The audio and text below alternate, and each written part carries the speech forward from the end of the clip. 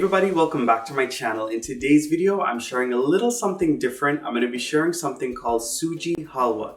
Now, Sooji is very similar to cream of wheat, very similar to semolina. So I wanted to go ahead and make a little recipe. And I'm going to call it Sooji Halwa today. You can call it whatever you want to call it. There's probably many different names. Basically, you're making almost like a parsad. That's what halwa is in the Indian culture. So what I wanted to go ahead and do though is I pressed it out into a pan and I cut it up into squares to make it easy for serving. If you all were having an event at your home or you wanted to serve little snacks or whatever the case may be, this is the perfect way to serve it. Before I get into the video, I want to go ahead and thank Pandit Kesh over at Puja Mall for sponsoring this awesome kurta that you see that I'm wearing. And if you want to check out Puja Mall, they're located at 12616 111th Avenue in South Ozone Park, New York. I'll have the phone number here as well as in the description box below with all of the other information. Now, Pandit Kesh has all of the newest styles. He has lots of different products and he's always bringing in new items. Whatever you see that's on the floor, he always brings them out as soon as they're coming in. So this way their customers can get all of the newest items and all of the new designs and whatnot. If you're looking for men's clothing, women's clothing, kids clothing, puja items of course, and much more, go ahead and check them out. Let them know that Matthew's Guyanese Cooking sent you, so this way they know you guys have been watching my videos. So the first thing that I want to do to make my Sooji halwa is to go ahead and make the syrup or the milk mixture that's going to go in it after we're done parching the Sooji. So in a bowl, I'm going to go ahead and add in some brown sugar. If you wanted to use white sugar, feel free to do that. And I'm going to go right on top of it with some boiling hot water. What the hot water is going to do is it's going to allow the sugar to melt slightly, being that we're not going to be heating this up on the stove. On top of this, I'm going to add in some finely chopped maraschino cherries. I'm also going to go ahead and add in some of that cherry juice to give it a really nice pink color. That part is optional. And we're going to go ahead and mix up this sugar with the water and the cherries very well until the sugar dissolves for the most part. I wanted to mention that if you wanted to heat this up on the stove, feel free to do that. And now at this point, I'm going to go ahead and add in my milk. Now you can use any kind of milk that you want. If you wanted to use just whole milk, you can do that. If you wanted to use carnation milk or evaporated milk, you can also do that. You can make this with all water. You can use coconut milk. You can even use non-dairy milks like almond milk and whatnot. It's totally up to you and your preferences. And we're just gonna go ahead and mix everything up very well until it's all combined, and we're gonna set this aside. Now, once you get that milk mixture set aside, it's time to work on parching the Sooji or the cream of wheat. So in my heavy bottom pot here, I went ahead and added some normal vegetable ghee inside, let it get nice and hot, and now I'm gonna stream in my Sooji or my cream of wheat, whatever it is you wanna use.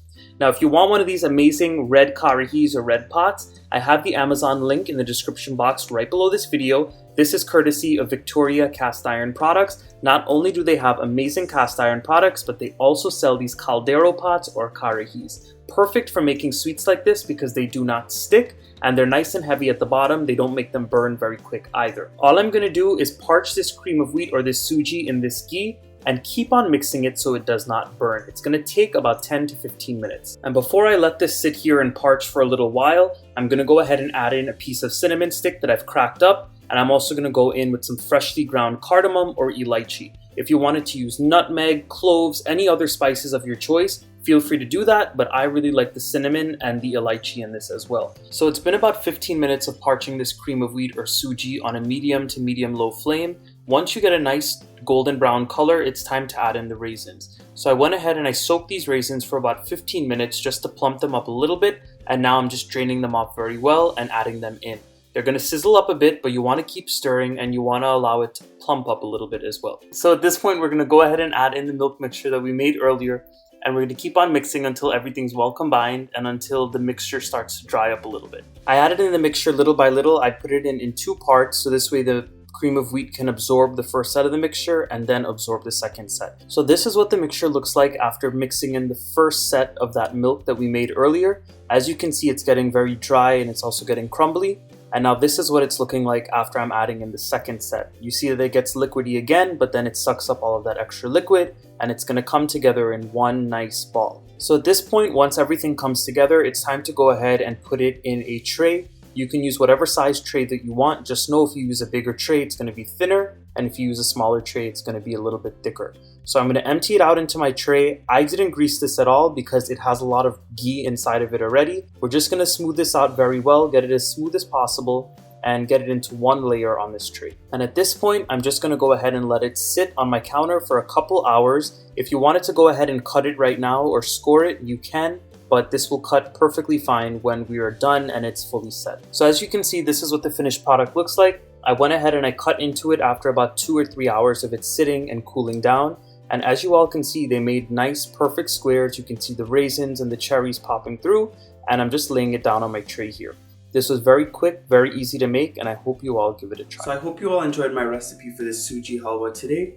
Definitely give it a try for this Navratri season as one of your offerings. It's a little something different and something that you can make for your guests, so this way they can try something new as well. And once again, I have to thank Pandit Kesh over at Pujamal for sponsoring this outfit and all of the other outfits that you guys have been seeing me wear in all of my new Navratri dessert videos. Really impressed with the quality of the items, all of the designs, the embroidery work, and whatnot. And if you go check them out, they have a vast array of women's outfits, men outfits, and of course kids outfits, and lots more.